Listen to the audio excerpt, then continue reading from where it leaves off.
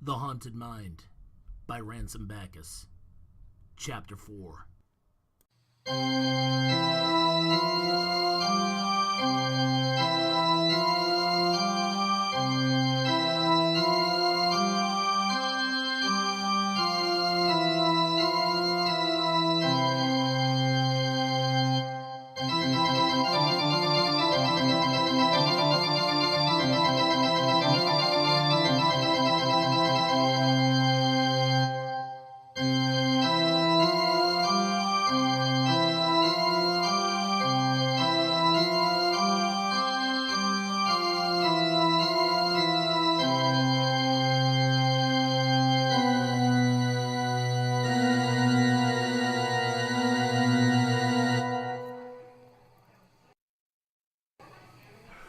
I know what I saw, brother, I said this time in a much louder voice.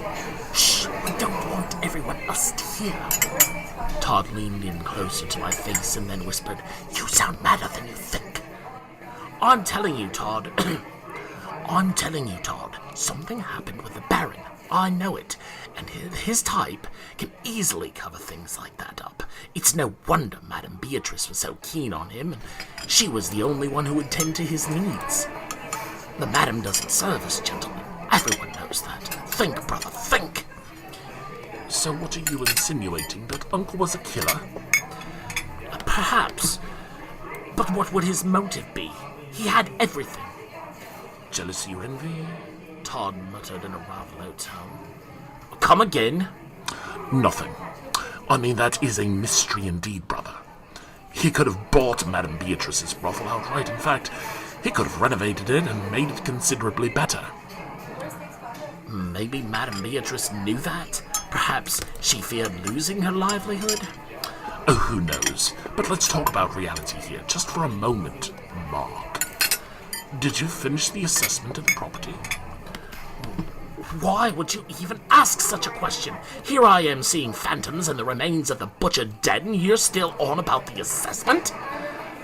I just think that you'll find what you're looking for if you've finished. That's all. And what might that be? Why, the answer to your questions. Look, if such a murder did take place there, and Uncle is the culprit, there are bound to be some real clues that would be admissible in court, that's all. Very well, but Todd, you must come with me this time. I refuse to do it alone, and if I arrive at the mansion tomorrow and you aren't there, I won't even bother going in. You hear? It's a deal, brother. I promise on my good name that I'll be there tomorrow. 8:15 on the nose. You promise now. No backing out this time. No backing out. But say, I did enjoy myself more than I'd expected at the brothel last night. What say we visit again? I could use some more opium to calm my nerves, of course. I'm not quite sure that's a good idea, especially with your suspicions about, Uncle being involved in a murder related to Madame Beatrice's girls. Let's just go to the opium den and market in third, Besides, the prices are lower.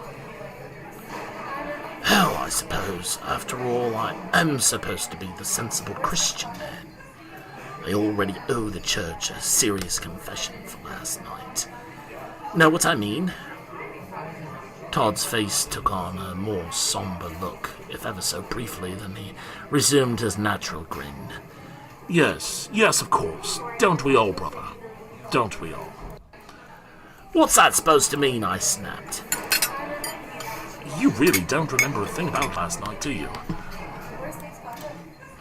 Not as much as I would like, I said. Too much absinthe for anyone is a bad idea now. Mix that with opium, and, well, we'll just say you were the life of the party, my boy Mark. Life of the party. I've never seen a party like that before, and boy, did you have a way with the ladies. Me? Really? I mean, I'm usually not partial to such sins of the flesh. Oh, of course not, brother, of course not. We all snap eventually. It's just a matter of time before lady pleasure is too difficult for us men to resist. I crossed myself like a good Catholic, citing a silent prayer to St. Ignatius. "Quite the temptress she is," I said. "Oh, I never should have let you talk me into going to that place. Now I'm a filthy sinner like the rest," I swore under my breath. It won't happen again, brother. I just wish you would have lightened up a little bit. I know Uncle's death is difficult for us all, and nerves are frayed, and I thought, well, you could use a gentleman's night out, away from it all. I just didn't expect... Expect what? I mean... 3 ladies at once, brother. Even I have my virtue. Todd smiled slightly. Oh, you dog, you. Really? Shut up! That didn't happen, did it? Don't worry about it. We'll just avoid the brothel for now. I think I should be going to church, I said.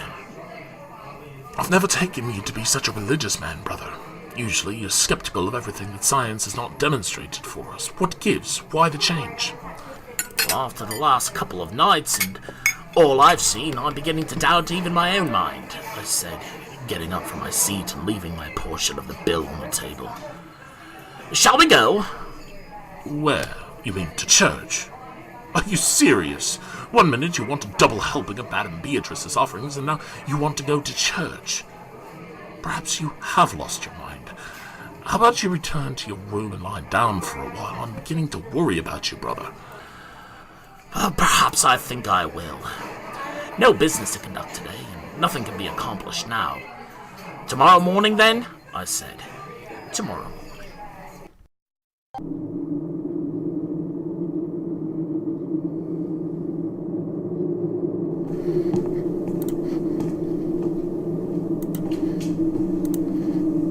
Here is where the man was that I saw upon my first visit. He collapsed into pieces, literally right in front of me. Someone had butchered him and labelled his body parts in alphabetical order, I said. The sunlight was shining through the cracks in the boarded windows. The Baron's mansion didn't seem quite so dark and foreboding. Todd was true to his word this time, and was right next to me since the moment we had set foot inside. Todd whistled as he eyed the extravagant artwork which lined the walls. I've never seen such a collection. Macabre and disturbing as it may be, this hallway alone is a small fortune for the likes of you and I, Todd said, as though he hadn't heard a word that I said. A bit of dusting and cleaning, and this section alone would make Madame Beatrice wealthy. Do we know what she plans to do with the estate? I asked. I thought you knew. She's going to use the profits to... Oh, never mind. Let's just finish this. I watched Todd's whole demeanour change to a softer side of him I'd rarely seen. He placed a hand on my shoulder and said, We'll do this together, just like we're supposed to in the first place. I won't let you down again, little brother. A little perplexed, I brushed off the sentiment and continued on through the house. I took him to the room in which I had witnessed the bloody display by the ghosts. There was nothing out of place. Everything was as expected. The furniture was covered with sheets, and the sheets were covered in cobwebs and about half an inch of dust. Todd blew the dust off of some old books on the bookcase at the far end of the room. His eyes widened. It seems that Uncle was a connoisseur of rare literature as well. These books have been out of print for nearly half a century. I can see that we found quite the bounty in this room. Now, are you taking notes on the cleaning costs and remodelling? Yes, of course, and it looks like we've got plenty to clean up, brother, I said. Can we not possibly ask Madame Beatrice to fund it? After all, it is hers now. I'm not sure that's a good idea. I mean, after all, something did happen with the Baron. I'm assuming that based on what you've told me, he may have owed her the property. Next room. I was a bit shaken by the horrific imagery I had seen the other night. I was trembling as I turned the large handle on the door to the main banquet hall. I expected to see the worst. Instead, the place was clean, as though no one had ever been in it. Nothing was out of place, no butchered body parts, no blood, nothing. Just an abandoned banquet hall. And this is where you saw the bodies? Todd asked. It was the first time he had ever said a direct, specific word about any of the apparitions I had mentioned. Usually, when I talked about them, he would change the subject to the task at hand. Yes, the banquet hall was filled with butchered body parts and so much blood, I see. What do you suppose that means? I don't know. I suddenly felt sick. You watched Uncle butcher some whores. Do you suppose that perhaps he decided to, how should we say, finish the job? And Madame Beatrice saw to his every need since? Could be, brother. I don't try to insinuate. Then we both stood speechless as a large phantom appeared in midair. It was a woman, ghostly white, just floating.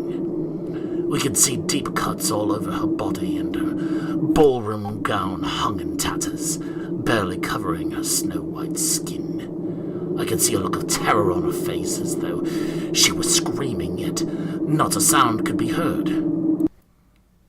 You see that, right? I said. Yes, I sure do, Todd said, as though we were discussing a common bird in the trees. That phantom! That girl! Do you know her? Todd asked. That's a strange question to ask. How could I... Never mind. Just wondering. She floated towards us. Nearer and nearer she drew. Her mouth opened even wider. Teeth turned into rotted bits of bone. Her skin began to decay before my eyes, and then I heard a scream. It was the scream of a banshee that chills one to the very bone. Her eyes grew as large as saucers and as black as coal. Fear gripped me as I watched the phantom turn corporeal. No longer was she a ghost, but solid flesh and bone. As I was about to defend myself, her body decayed even more and became fine dust at my feet. The only thing remaining was a bony finger pointed directly at me. I shuddered. Well, she seemed to know you. Todd had a jesting tone, but there was something more ominous beneath it. Right. Let's continue on, shall we?